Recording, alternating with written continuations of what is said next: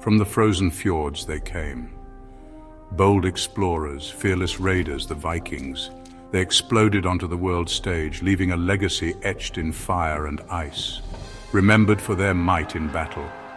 But there was another side to them, a deep spiritual connection to the natural world. They were a fascinating paradox. Vikings were forces of nature, respecting the very elements they commanded. The Viking Age, from the 8th to 11th centuries, saw them conquer lands across Europe and beyond. These skilled seafarers navigated vast oceans. Their longships, sleek and deadly, became symbols of their power and ambition. They weren't just warriors, they were craftsmen, traders and explorers. But their warrior spirit defined their place in history.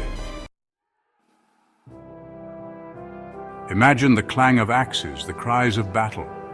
Vikings were renowned for their ferocity in war. They fought with an almost supernatural rage. This wasn't just bloodlust, it was tied to their belief in a glorious afterlife in Valhalla, a warrior's paradise. Death in battle was the ultimate honor. It guaranteed a place among the gods. This belief fueled their courage. They faced death without flinching. Vikings were masters of strategy and surprise. Their lightning raids terrorized coastlines. Their legends grew with each victory.